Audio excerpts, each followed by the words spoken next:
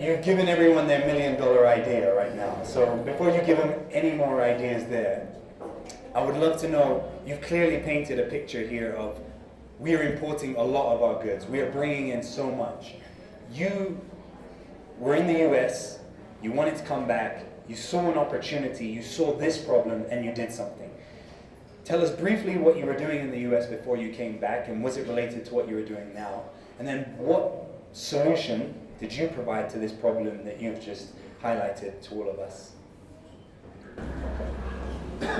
Very few of us end up going where we were born to go to. If you're a super athlete and you're born with this incredible talent to dunk basketballs, you're going to end up in the NBA or someplace like that. In my case, there were many forks in the road. I wasn't a dunker in basketball. I wasn't really good in football. I ran a little bit of track. I did also some wrestling. But in my journey to go to school, to go to university, I wanted to finish my baccalaureate, and my interest was in journalism, in broadcasting. And I got more and more interested and curious about technology. I ended up studying broadcasting and then telecommunications. And after school, I ended up in a giant corporation called AT&T, where I worked in marketing and technical and many, many different assignments. And at the end of my career, when I decided to come back to Ethiopia, I was vice president of a new business unit I had helped create in AT&T. When I decided to come to Ethiopia, it was for a couple of reasons. Number one was family. Number two was the country. Things were changing. And my personal interest in agriculture and food production was leaning towards coming here to do something in that field. It wasn't quite clear to me exactly what, but it did become clear to me over a period of time when I came back to Ethiopia and I did my survey. And then I went out and started looking at the international market. I looked at other places that were growing things and what they were doing. And I was shocked. I was shocked by several things. Number one, how uncomplicated it was if you were single-minded about finding a way to make that happen. How uncomplicated it is when you buy an orange and you can figure out how to squeeze it and put it through a sieve or a filter, and you have a very beautiful orange juice. And you say, well, how could I make 10,000 liters of that? Well, I need a lot of oranges.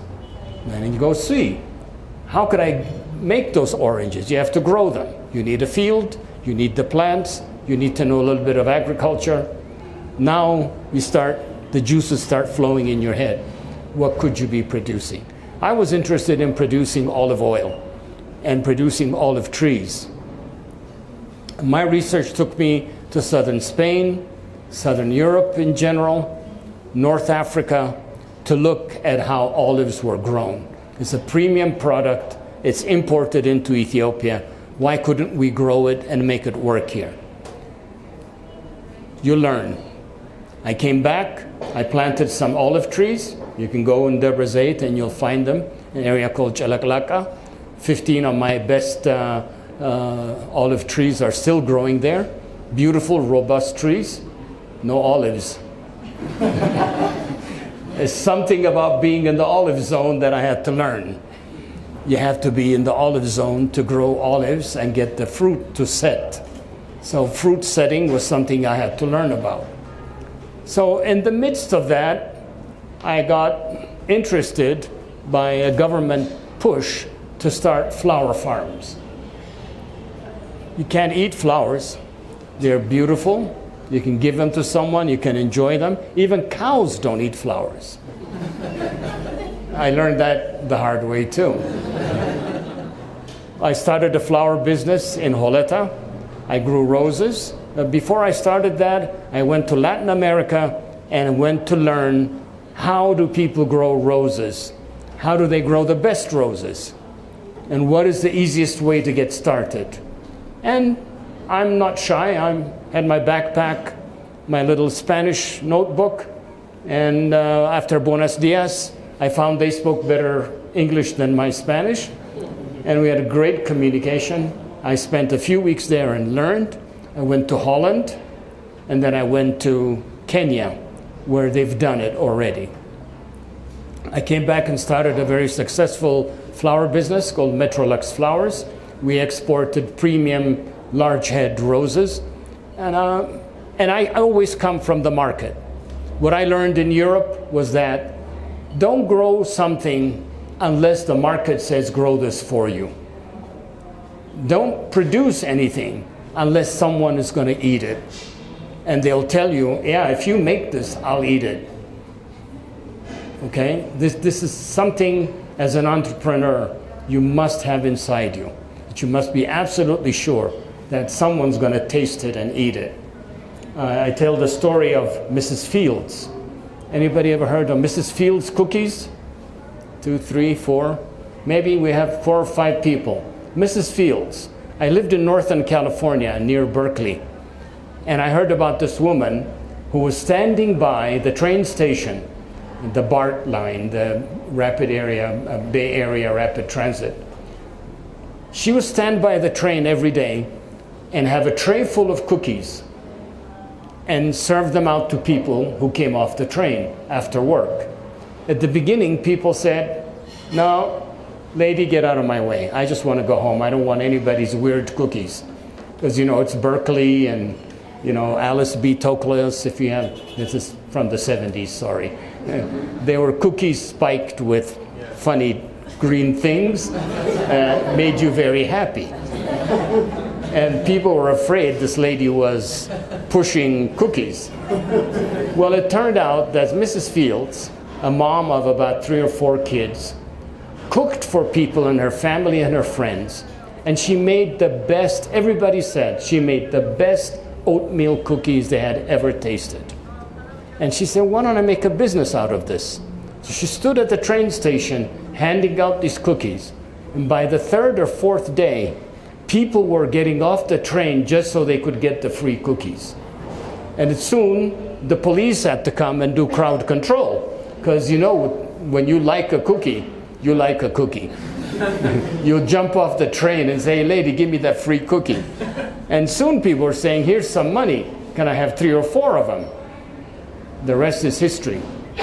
Mrs. Fields Cookies franchise is a multi-million, like hundreds of millions of dollars of business. She produces cookies in a franchise setting, fresh made in the middle of supermarket. So don't belittle your idea or your concept of a very simple, tasty, good, nutritious food. It's not a long distance, but it's hard work to get to success. So I came back, I grew roses for a while, and that was not satisfying. I got rid of the rose farm at an opportune moment and wanted to concentrate on food, in food technology and food processing. I ended up with a horticulture farm, growing vegetables, packaging them, and shipping them to Europe. Still, my passion drove me closer towards smallholder farmers, grains, pulses, and so on. And I got involved after a phone call from some very high office one day that told me to come now and meet with these people. It turned out to be a company called PepsiCo. And believe it or not, PepsiCo is a food company. Okay? You didn't know that. You drink that sugary, fuzzy, tasty, good thing, but you forget that Pepsi-Cola makes a lot of money from food. They own Frito-Lay. They own Papa John's. They own a few other food companies, and they were moving and have moved into nutritious food. Why were they interested in Ethiopia? Ethiopia is the 4th largest producer of chickpeas. Ethiopia is the 3rd largest producer of sesame seed. One of the most nutritious foods in the world is ground chickpeas with ground sesame butter and some flavoring like garlic and onions and things like that, and maybe a little olive oil. It's a product called hummus. Hummus. Hummus for some of you. Hummus in Arabic, hummus in English or Yiddish or Hebrew. It's a fantastic food. Do you know how much money Pepsi makes every year in this line of work? It's a $600 million a year business. You know what they pay our farmers? Nada. And Ethiopian farmers produce the chickpeas, sell them to traders who take them somewhere else, process and bag them, and send them to Richmond, Virginia. For those of you from the East Coast, Richmond, Virginia is a very nice town. There is a fantastic hummus factory there. And they're producing this being sold in Costco, in Safeway, in QFC, etc. It's fantastic food.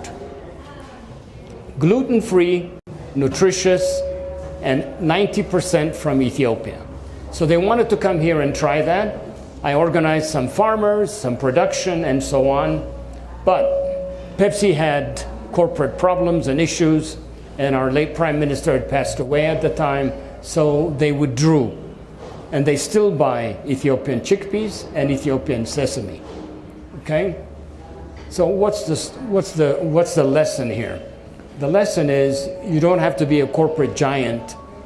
You can make hummus at home in a blender. The ingredients are right here. You just need to know how to package it, eat it fresh, share it with your family, and maybe this place can produce it as a snack. There's a huge market. It's a huge global market.